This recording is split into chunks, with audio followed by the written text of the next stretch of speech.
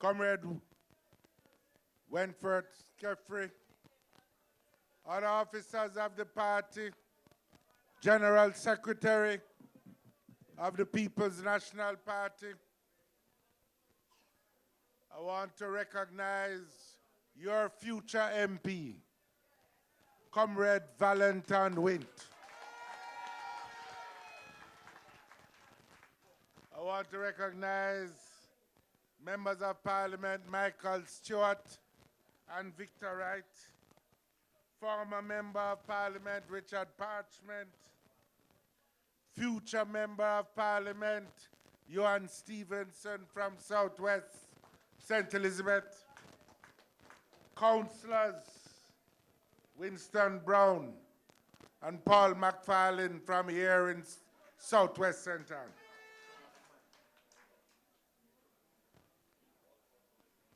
Councillor caretakers H.P. Brown, Charles Clark, former mayors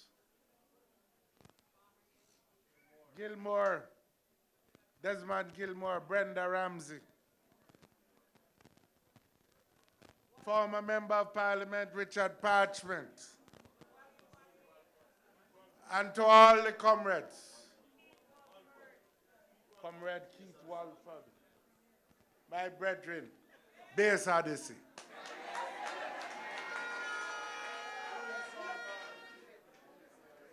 And to all the comrades, the workers, the warriors, the heroes and the heroines, the stalwarts of the People's National Party here in Southwest St. Anne, one love. Comrades, I come to Bohemia school, this school, plenty time, but I never seen a crowd like this yet. Me love Jamaica, me not sell out. Them try clip we wings, somehow we can't fly out. But when we there, yard, nothing nice like Jamaica. Roast breadfruit and banana. Under the tree with a glass of lemonade. Jumping at the river when me ready for bed. No boy can't buy me out. Me no foreign minded, no way compared to Jamaica. Jamaica love, feel Jamaica love. Everybody wanna visit Jamaica, Jamaica. When I see this crowd, I know say that the other people them have to get a beating. A whole bag of beating. I am here tonight to signal that Southwest St. Anne belongs in the columns of the People's National Party. I am here to signal that Southwest St. Anne is important to the People's National Party. You know, there was once a time when them used to look upon Southwest St. Anne as if it was a place of pure greed.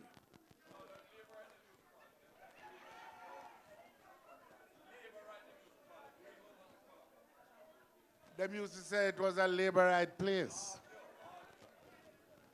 But then Glenville Shaw Power saw come, and I want to pay tribute to him even though he's not here. And him win not once, him win twice. And then after him, Base Odyssey come and set a stage, and I want to pay tribute to him too. And I want to pay tribute for the work he did, but for all the work he did, but particularly for the work he did in getting the training center up and running again.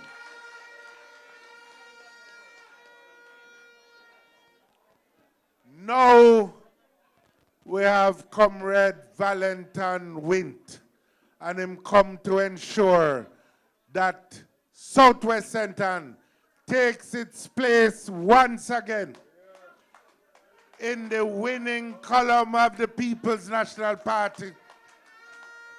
Let me hear it for Wint. Is your future MP. I can't stand this no longer. The wicked get stronger. I can't stand this no longer, cause the battle is getting hotter. But them have to get a big. The wicked have to get a big. Yeah. They must get a big. Yeah. The wicked have to get a big. You know, the thing about Wint is that he has demonstrated through thick and thin over the last, I don't know how many years, at least 20 I know him, a commitment to serve the people no matter what. Through thick and thin, through good times, through tough times. He's demonstrated that he's a hard worker, a man willing to put his shoulder to the wheel, a man willing to get out of bed in the dark of night and in the daylight to work on behalf of the people. In his own life, we know that he has had success as a businessman. And I have every expectation that as a political representative, he will achieve the same level of success as he has in his private life. So hear me, we are here tonight to tell you that we are with Wint, and we come to support his efforts to be your member of parliament to bring better representation to Southwest Centre.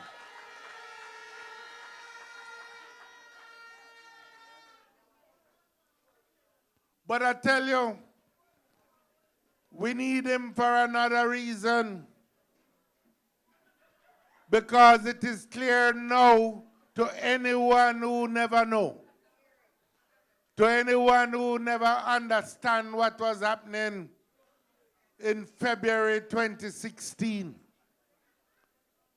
that the PNP is being called once again to rescue Jamaica from the sentence that it received. In February 2016, we have been suffering 2 years of hard labor.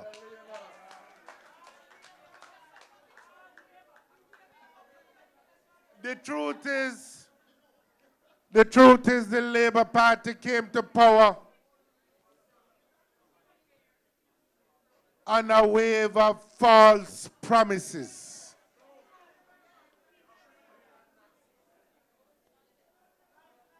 They came to power promising 18,000 to everybody. Them said them was going to raise the tax threshold, give everybody 18,000, and them wouldn't have no taxes. It wasn't true. We told them it wasn't true. Either them lie or macaroni was in control from then. I don't want to be left out of Zion, I don't want to be shut out of Zion, I don't want to be left out of Zion. But whatever happened, $31 billion worth of taxes that everybody had to bear. Who inside there get 18,000? But who inside there have to pay the higher taxes? Everybody.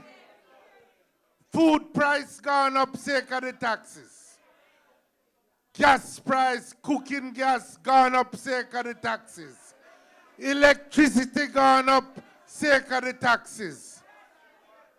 Gas gone up, gas for your car gone up sake of the taxes. Transport gone up, sake of the taxes. Flour price gone up, rice gone up. Every striking thing at supermarket gone up, sake of the taxes.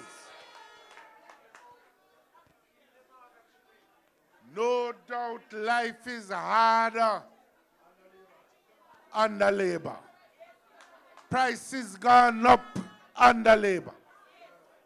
They promised that they were going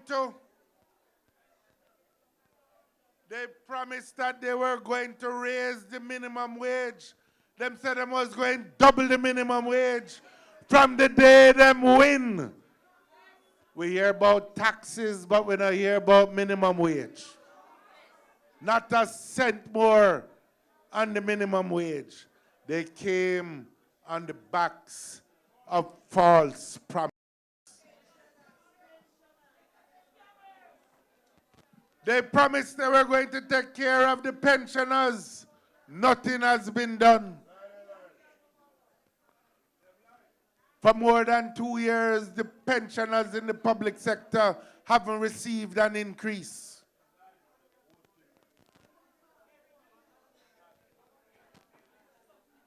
Worst cut of all, they came promising that we was going to sleep with door open because they was going to control crime.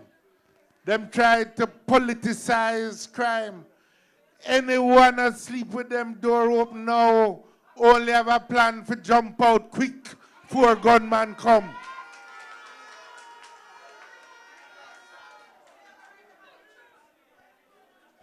Now hear me. It would have funny if it never so serious. Because for 2 years, they have not had a plan to control crime. For 2 years, the country has been calling for it. Not a single word from them. They came with the ZOZO, Zone of Special Operations. People say Sosa Jozo. But the fact of the matter is, as we told them then, it's not a crime plan. We don't oppose it. There is a need for it in certain areas, but it is not a plan to control crime in the country. And the proof of that is that even after them put the Zozo in St. James, crime still continued to spiral out of control. And them have to bring a state of emergency. Now hear me. A state of emergency is not a crime plan. It's not an anti-crime plan. It's not a crime control plan. A state of emergency is simply there to admit that you have an emergency. A state of emergency is proof that your policy is not working or that you have had no policy. A state of emergency was not designed by those who gave us our Constitution to be something that you use all the time. Cannot be a permanent feature of life in the country. And here why. A state of emergency takes away people's basic rights. Right now, they locked up more than 1,000 people in St. James. But less than 100 have been brought before the courts. Some have been released from detention. Some remain in detention. But it is not right just to lock up people and hold them in detention and have no charge to bring. There are some people who think it is all right to do that, but that is only because it's not their children that they are taking and locking up and putting behind bars. So we supported a state of emergency, both in St. James and in the part of St. Catherine, but we send the signal that a state of emergency cannot keep going on unless we get a plan of how you're going to control crime in the country. So, one more area of proof that they came to power on the back of a set of false promises.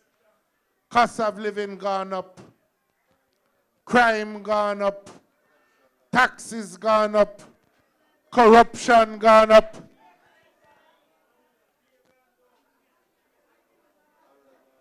You have had more scandals in 2 years with this government than has been seen at any time in the entire history of independent Jamaica.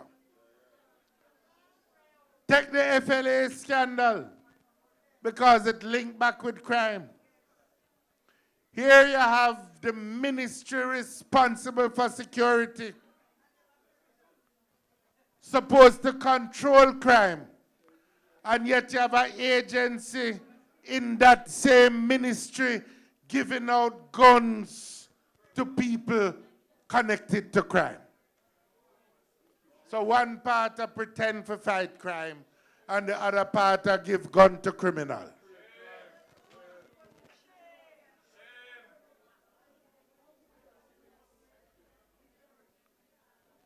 And it is continuing. Then you had the $600 million bushing scandal, where the contractor general said that there were members of the cabinet that he believed did not tell the truth to him.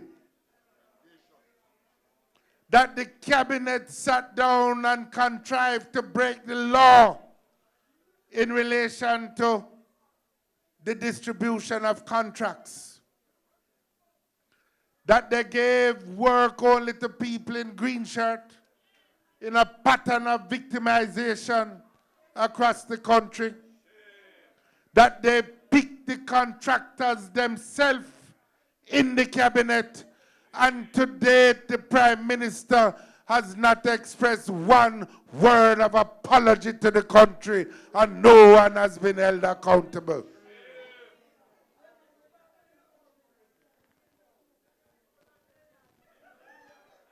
FLA scandal, bushing scandal. Then you have the used car scandal. So they give out a contract for $400 million to buy a used car for the police. All then we never know say macaroni in control. Give thanks you alive. One mount a shot, man skip and dive. But anyway, man, make it out, man still survive.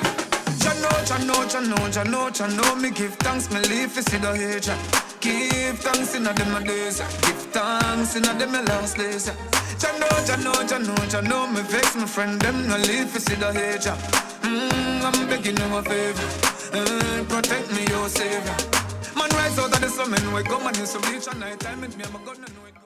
Hear me why I say so.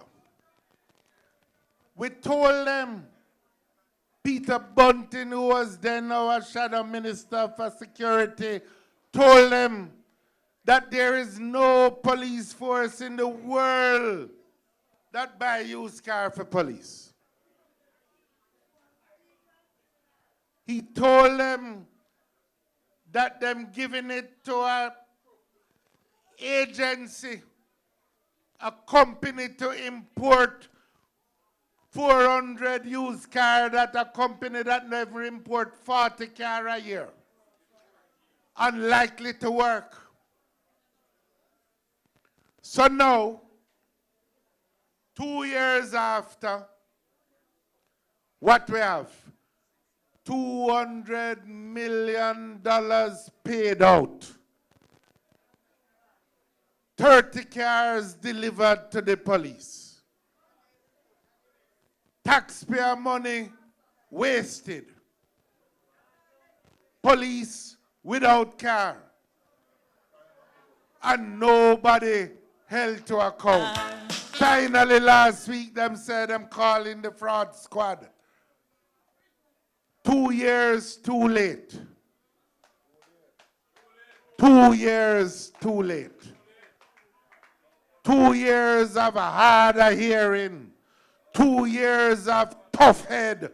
2 years of macaroni government. You got a fast car. I want a ticket to get you anywhere. And I tell you,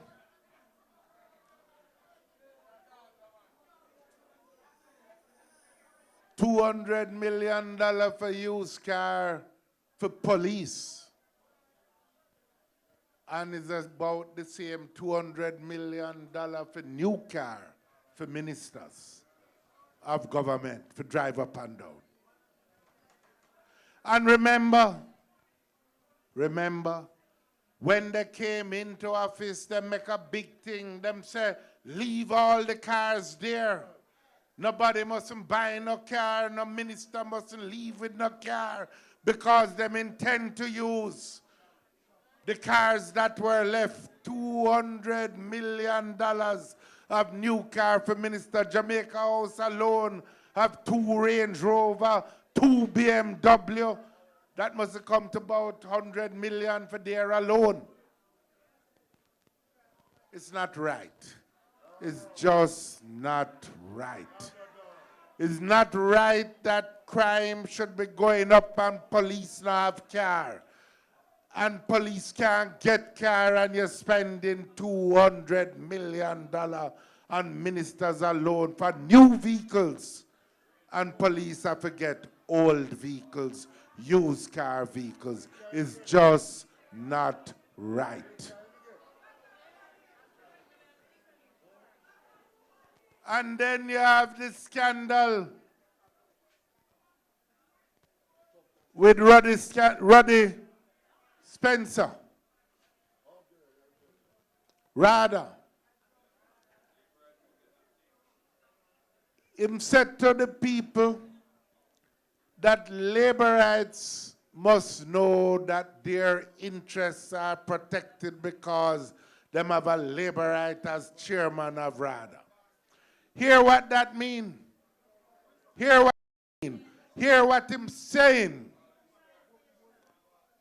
Is that you, the farmer that working hard, who don't join up with them, no matter how good your efforts, no matter how hard you are working, no matter how much you deserve it, and next man is in the line before you to get the benefits from RADA. You can't grow in a country like that. You can't grow a country if you're dividing one part of the country against the other part of the country. What progress is that? And them say that they come to be transformative. That is old style politics, the worst kind of old style politics that you could ever find. Message to the Green government. Don't watch comrades, watch yourself. PNP is okay. Right. Hear me now. Real comrade, a comrade. Comrade for life. We resolve any problem. We not deal with strife. But the most recent And I tell you, quite frankly, the most heart-rending is the scandal of mismanagement at the Cornwall Regional Hospital. I want, first of all, to pay tribute to our Shadow Minister of Health, Dr. Dayton Campbell, who has continued with this issue to identify the problems day in and day out. And now the facts are before the country. We have had a building with problems for some time. But what is apparent is that the crisis reached to a high level in 2017, 1 year ago. In February 2017, all the technical officials, led by the Chief Medical Officer of Jamaica, recommended to the Minister of Health that they should close down the Cornwall Regional Hospital because the building was sick, and that the medical staff was getting ill.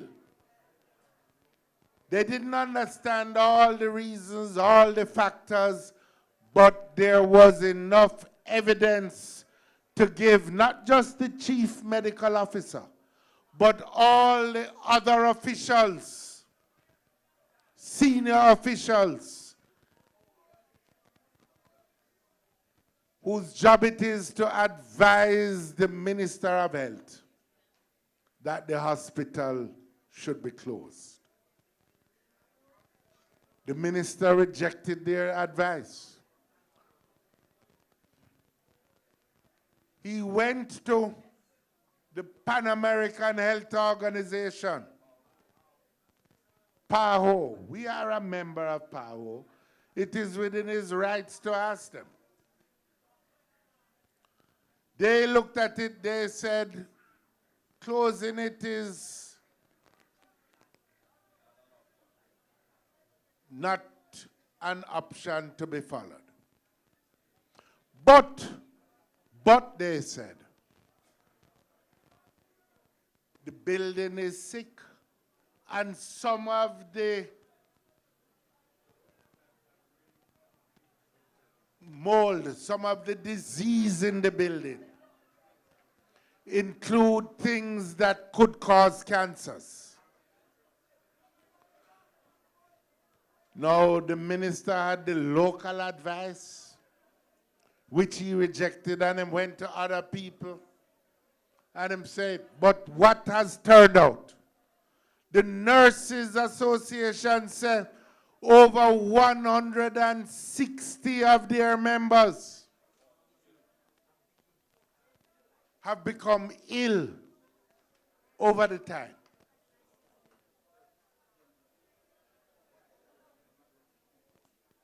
Just so I don't make no mistake about what them say. The nurses them report increased headaches, some of them coughing up blood, some of them bleeding from the scalp, some of them skin color change, excessive tiredness and listlessness, muscle weakness. Some have suffered memory loss, skin conditions.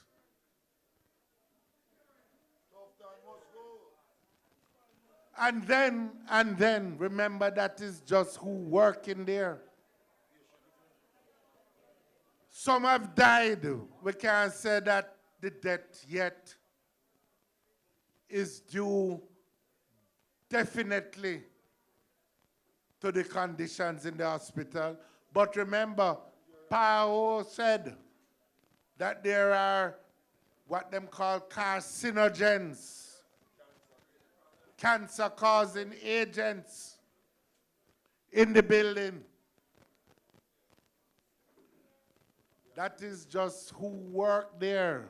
2 have died, including one Cuban doctor for whom the autopsy and the research has to be done on his body.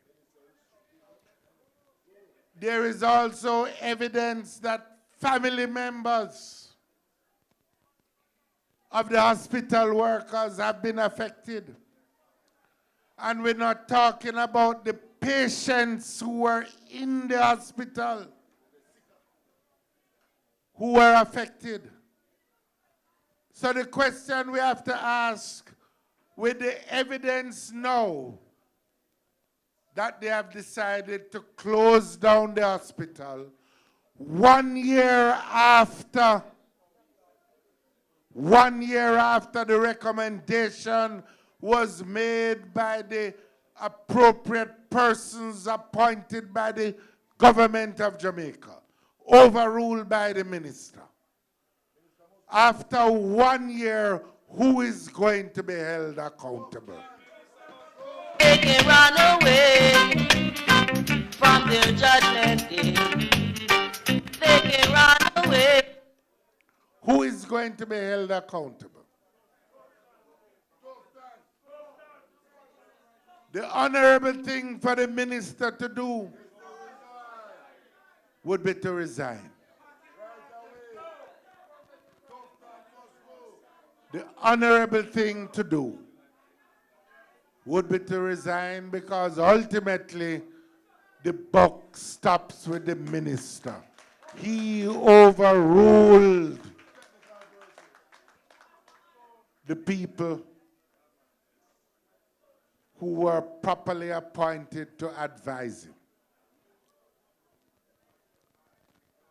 And if the minister won't act on his own, then the Prime Minister is responsible for the government of Jamaica.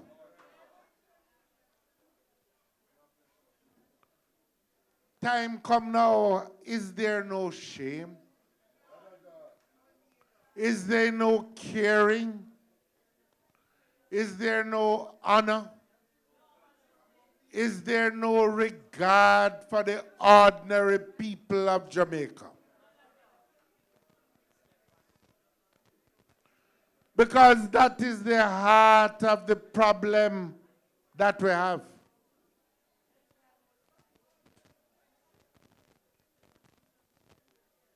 Someone must be held accountable for the 160 plus sick health workers, for the patients who have been suffering in that institution,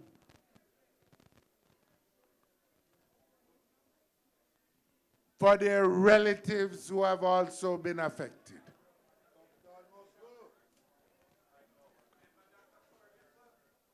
I tell you, and it's a serious matter, the heart of this problem relates to the fact that there are 2 Jamaicas which have become too easy for us to accept. One Jamaica that don't use the public health system, that don't really care very much what happens in the public health system,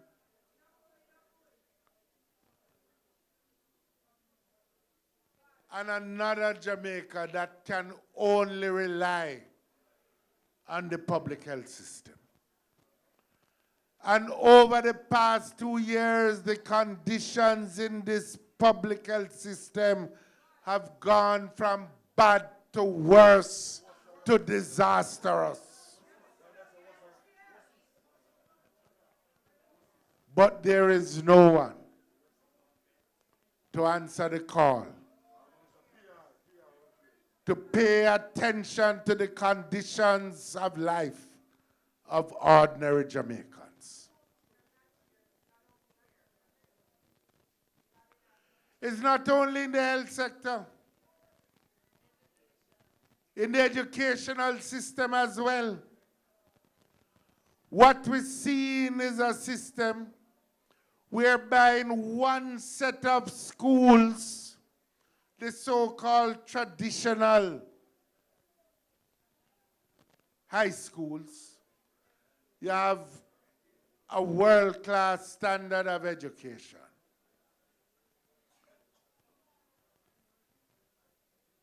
Three-quarters of the children in those high schools getting qualifications that allow them to go on to university or to further studies otherwise. They get those schools, more than 75% of the students get 5 or more CXE or CSEC, including maths and English, and they go on to further studies.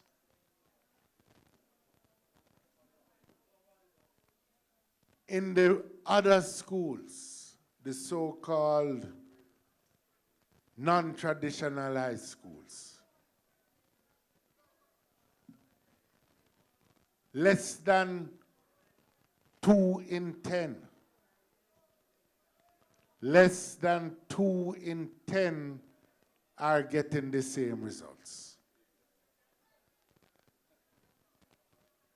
That is the situation that shows us that there are 2 Jamaicas in the educational system.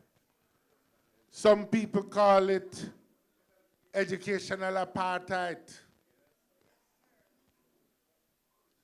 And every mother and every father inside here tonight know that is true. Because every time when the GSAT results come out, mothers bawl